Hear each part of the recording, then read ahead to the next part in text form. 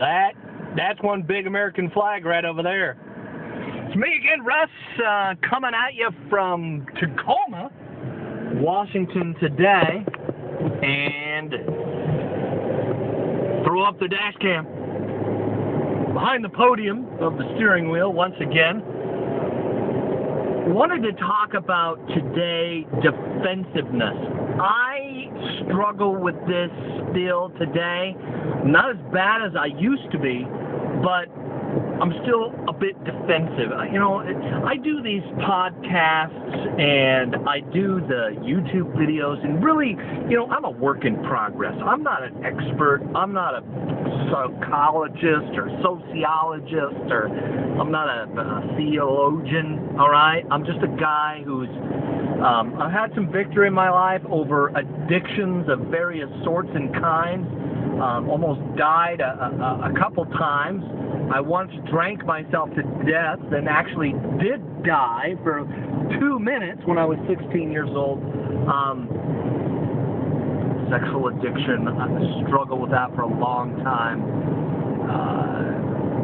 So, you know, when I do these blog posts, so to speak here, hear me out. Like, I'm doing this to show you maybe that you can grow. Give me some hope, right? If I can do this, if I can face this stuff that exists in me, so can you. You know, it's what I do. It's why I do this, all right? I love people. I've spent time in groups, you know, one-on-one with people, you know, and talking about real stuff, real issues, and there's just a lot of healing going on. I'm a Christian. Don't let that offend you. If you're right, if you don't like Christians, I don't blame you. Okay, there's a lot of Christians I don't like either. All right, so anyway, reformed in theology kind of a guy.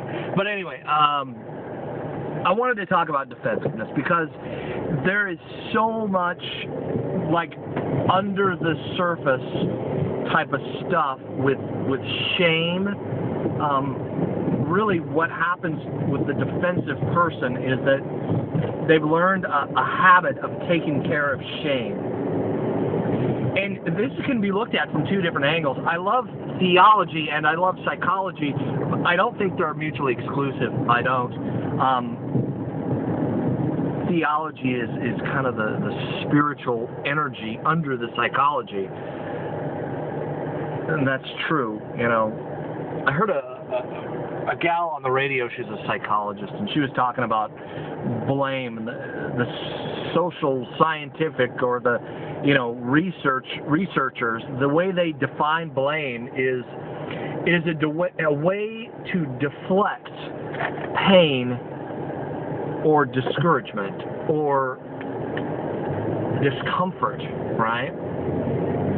If you're in pain, like if you're going to enter into a conflict with someone, you know, I've got my guard up, right? I've done this for years. It's a habit, and it took some time, and it's still taking some time to work on this habit because I'm still defensive. I'm still working on it. A work in progress. The one thing I've noticed is that loving my wife, right, having a different worldview about my relationship with God and God being a loving Father, right, that I don't have to look at people the same way as I used to. That God gives me grace. God has given me so much grace. I have way more than I deserve. God loves me, right? He's a loving Father. The way I can look at the people in my family, the people in my life, the people that I will enter into conflict with from time to time, right, is that who is this person? This is a person I'm in relationship with. So when they bring up a conflict, I don't have to just deflect everything that is coming at me. See,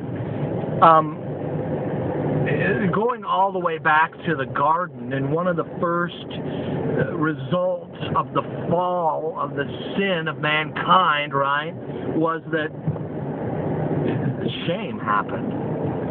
The First thing they did, they started fashioning, you know, fig leaves and covering their nakedness. Being in relationship with someone close to them is very much like being emotionally naked, is it not? I did an interview on the podcast. Again, my website, asi247.org. Did an interview with a guy named Dr. Block who wrote a book called Naked Intimacy. It's a really great book. It's done from a secular perspective, a psychological perspective, but still he does a lot of good work in there on this issue of, you know, being emotionally naked in front of someone. And what we tend to do is, because we think that we're just, you know, bare naked in front of somebody, we want to cover ourselves up. And this is a lot of the deflecting, this is defensiveness. It's not my fault. Well, I did this. Well, you did that. You know, having a quick mind also, you know, if you're gifted in speech, kind of like I am. I'm a communicator. I do sales for a living. I'm practice, you know, knocking down people's, you know, why would you not want to buy this product, right? I mean, every rebuttal that they have, I have an answer for, and you can bring that right into a marriage, you know. You can do that as a parent, and it's devastating in a what's supposed to be a closely knit, trusting relationship. So busting the habit of this defensiveness for me has been, okay, stop. I'm not going to respond right away. That's one thing that I tend to react, boom, you know. It's kind of like sticking the hook in your mouth at the dentist and they hit that raw nerve and you're like, ah, you react. Somebody accuses you of something, you stop. Think about who it is that's saying it, whether it's your wife or your boss or one of your kids. If you did something wrong, own it, you know, you let it process through you, and maybe you did do something wrong. I've done stuff wrong, I apologize. You know what, I'm sorry. And let that be authentic, right? Don't just say you're sorry that's another way of deflecting or getting out of it, you know. I'll just say I'm sorry, even though I'm really not, just to make the conflict go away, because I'm really discomforted, right? I'm really scared to a certain extent. I got fear, and this is a painful situation to be in. So I'm just going to say I'm sorry, even though I'm not, and that'll make the whole thing go away. That's not healthy either.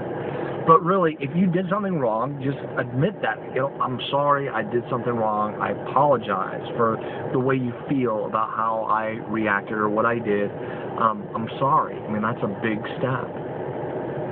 Get used to saying you are a fallen human being. Where none of us are perfect. We all make mistakes. We all sin. We're all sinners, all right? People go, oh, I hate that word. It's so negative. It knocks down people's self-esteem. Listen, if you're not a sinner, you're perfect.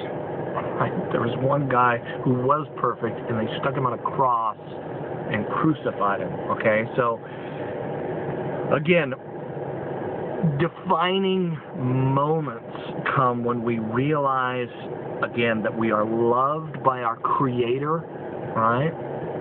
That He did make a perfect person, and He paid a bill for all of our sin. That's true. So we don't have to live with shame.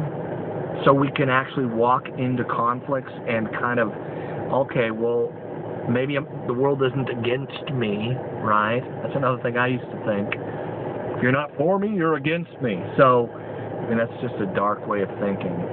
It's kind of this weird positive thinking self-help movement has helped spur that on, and it's shallow and trite, and it causes divorces, really.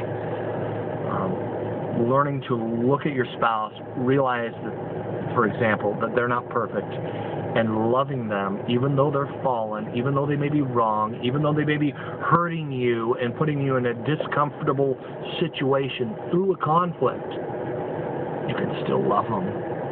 You can still talk with them. You don't have to let the anger start to rise and the water, emotional energy, and start to boil, you know? Sexual addiction and anger are very closely tied together. And a lot of anger and pain, and a lot of this is hiding in you know, like a rat in a corner. You're a rat in a coffee can, right? I remember when I was a kid, we would go to the junkyard in Alaska, and one rat ran in this coffee can, and he's in there. Man, you don't want to get close to that sucker, all right? Boom, he comes out. We don't have to react that way, all right? We can love the people we're in close relationship with. We can be naked in front of them. You don't have to grab fig leaves of deflecting, blame-shifting argument. Just be you. Own your stuff, and let things be. Be thankful that you have someone you're close to as well. All right? Love you guys. Bye.